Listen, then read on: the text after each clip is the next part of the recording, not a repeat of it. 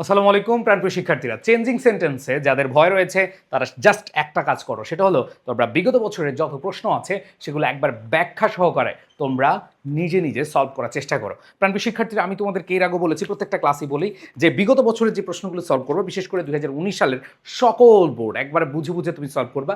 2018 সাল রয়েছে, 2017 সাল রয়েছে, 2016 সাল রয়েছে। দেখবা যে এই কয়েকটা সাল তুমি যদি করো, সেখানে দেখবা প্রত্যেকটা সালে দেখবা রিপিট হচ্ছে, মানে ঘুরে ফিরে একই নিয়মগুলো আসছে, মানে একই নিয়ম বা হচ্ছে যে একই জিনিস বারবার আসছে। সো এগুলা করলেই তোমাদের বোর্ড পরীক্ষার জন্য বেস্ট একটা প্রস্তুতি হয়ে যাবে। সো এখানে আমি তোমাদেরকে আমার শিউরে প্লাস বইতে কিন্তু আমি একবার ব্যাখ্যা সহকারে তোমাদেরকে দিয়ে দিয়েছি, যাতে করে একবারে তোমরা ইজিলি বাসায় বসে সেগুলো প্র্যাকটিস করতে পারো। সো আমি তোমাদেরকে যে বিষয়টা এখন তুলে ধরবো সেটা হলো চিটাগং বোর্ড 2019-এর একটা প্রশ্ন, এটা আমি সলভ করে দিচ্ছি। প্রাণপ্রিয় শিক্ষার্থীরা, প্রথম যে কোয়েশ্চেনটা আসে দেখো, tea is the most popular drink comparative ডিগ্রিতে নিতে বলেছে।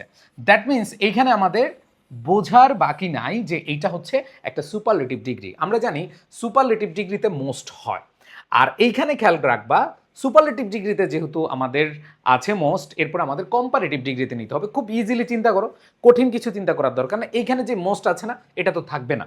আর আমরা জানি কম্পারেটিভে কি হয়, কম্পারেটিভ হচ্ছে যে মোর হয় অথবা ইয়ার যুক্ত আমাদের অ্যাডজেক্টিভ হয়। সো এখন আমরা যদি খেয়াল করি, এখানে যদি আমরা লিখি এভাবে, টি ইজ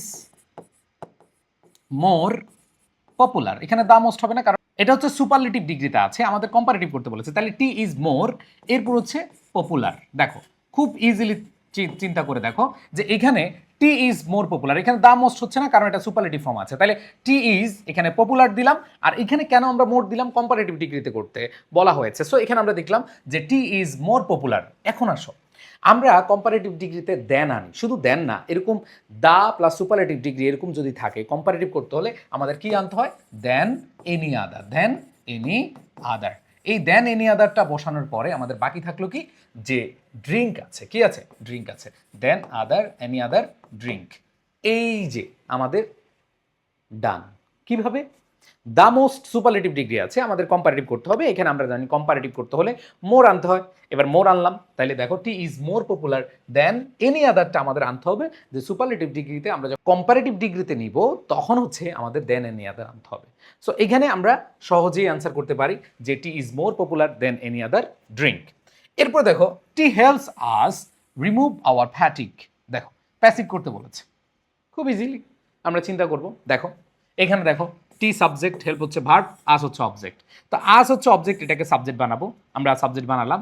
এবার দেখো আমাদের আসের সাথে অবশ্যই অক্সিলারি ভার্ব নিতে হবে। আমরা জানি হেল্পস এটা হচ্ছে প্রেজেন্ট টেন্সে আছে, আর প্রেজেন্ট টেন্সে থাকলে এম ইজ আর বসে। তো এখানে দেখো উই এর সাথে তো আমাদের এম বসে না, উইয়ের সাথে ইজ বসে না, উইয়ের সাথে কি বসে, আর বসে। তাহলে উই আর, এবার যে ভার্বটা আছে এই ভার্বের পাস্ট পার্টিসিপল হেল্পড, এই যে পাস্ট পার্টিসিপল। এইবার দেখো বাই টি, বাই টি।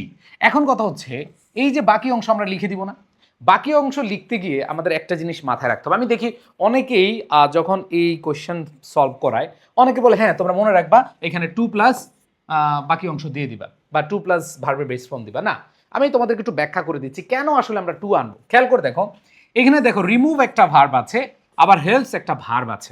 তো তোমাদের মাথায় একটা প্রশ্ন আসতে পারে যে ভাইয়া, যে হেল্প একটা ভার্ব আবার রিমুভ একটা ভার্ব, এটা কিভাবে হলো। মনে রাখবা এই যে হেল্প, এটা হচ্ছে পজিটিভ ভার্ব। ইংলিশ গ্রামারে অনেক কিছু আমাদের জানতে হবে, এই ভার্বের মধ্যে অনেকগুলো ভার্ব রয়েছে, বুঝছো। সো তোমরা মোটামুটি জানো যে এখানে আমরা অক্সিলারি ভার্ব জানি, আমরা প্রিন্সিপাল ভার্ব জানি, এর মধ্যে আবার এটা হচ্ছে পজিটিভ ভার্ব। হ্যাঁ, have, get, make, let, help, এটা পজিটিভ হিসেবে কাজ করে। সো এই হেল্প যখন পজিটিভ ভার্ব হিসেবে কাজ করে, মানে এরপরে যখন অবজেক্ট থাকে, এরপরে আমরা দুইটা অপশনই বসাতে পারি। মানে হচ্ছে আমরা ভার্বের বেস ফর্মে বসাতে পারি, আমরা টু প্লাস ভার্বের বেস ফর্ম বসাতে পারি। কিন্তু মাথায় রাখতে হবে, এই যখন প্যাসিভ করবা, হেল্প যখন এই হেল্প ভার্বটাকে যখন তুমি প্যাসিভ করবা, তখন মাথায় রাখবা এই হেল্পের পরে কখনো ভার্বের বেস ফর্ম হয় না, তখন এই ভার্বের বেস ফর্মটা টু প্লাস ভার্বের বেস ফর্ম হয়ে যায়। আমি অনেককে দেখেছি এটা সমাধান করার ক্ষেত্রে স্টুডেন্টকে ক্লিয়ার করে না, ক্লিয়ার করা উচিত। দেখো হেল্পের পরে ভার্বের বেস ফর্মও হয়, আবার হেল্পের পরে ভার্বের টু প্লাস ভার্বের বেস ফর্মও হয়, দুইটাই হয়। কিন্তু এখানে তোমাকে মাথায় রাখতে হবে কখন কোনটা হবে। যখন তুমি প্যাসিভ করতে যাবা তখন অবশ্যই এই ভার্বটাকে টু প্লাস ভার্বের বেস ফর্ম দিয়ে আনসার করতে হবে। বুঝাতে পেরেছি? অনেকেই এই জিনিসটা এতদিন ক্লিয়ার হওনি। আমি দেখলাম যে অনেকে মুখস্থ লিখে ফেলো। না, মুখস্থ লিখলে হবে না, তোমাকে মাথায় রাখতে হবে কেন হলো। মনে রাখবে এখানে রিমুভ, এটা আমরা অ্যাক্টিভে আমরা ভার্বের বেস ফর্ম বসাতে পারি, কারণ হেল্পের পরে দুইটা জিনিস হয়, হেল্পের পরে ভার্বের বেস ফর্মও হয়, যেমন দেখো এখানে হেল্পের পরে রিমুভ ভার্বের বেস ফর্ম আছে, কোনো প্রবলেম নাই, আমাদের কোনো সমস্যা নেই।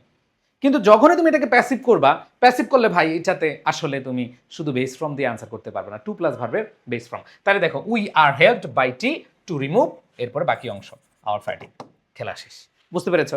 আই থিঙ্ক এইটা বুঝার তোমাদের কোনো বাকি নেই। এবার আসো আমরা যদি খেয়াল করি পরেরটা কি বলা আছে, দেখো একটু খেয়াল করে দেখো, এখানে নেগেটিভ করতে বলেছে।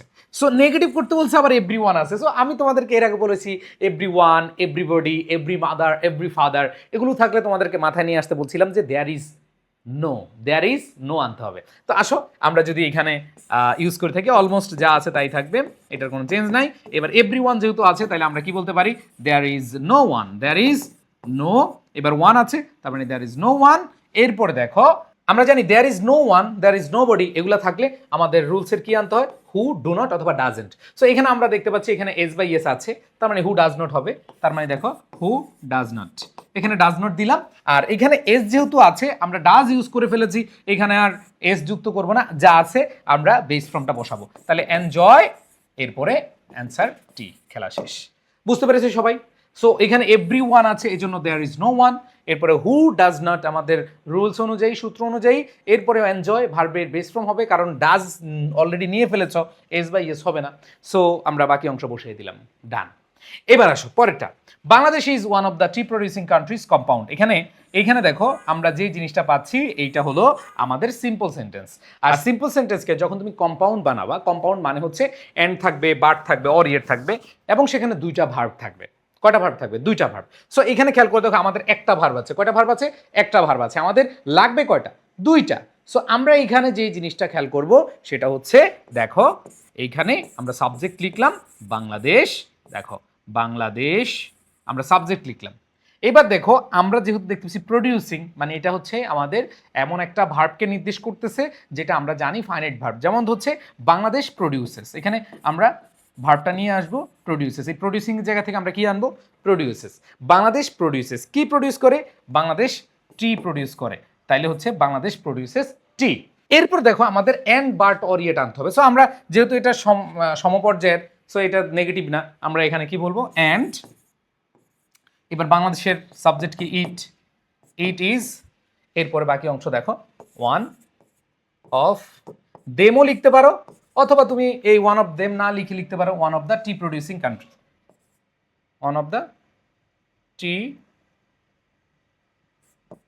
দ্য টি প্রডিউসিং কান্ট্রিজ, এখানে যা আছে লিখে ফেলতে পারো। সো এইখানে খেয়াল করে দেখো আমরা কি পেলাম, সেটা হলো যে আমাদের দুইটা ভার্ব আনতে হবে। এখন ভার্ব কই থেকে আনবো? এই সেন্টেন্স থেকে আমাদের ভার্বটা নিয়ে নিতে পারি আমরা। এখানে দেখো টি প্রডিউসিং আছে, আমরা বলতে Bangladesh produces tea and it is one of them, and it is one of them, অথবা and it is one of the tea producing countries লিখতে পারো, শেষ।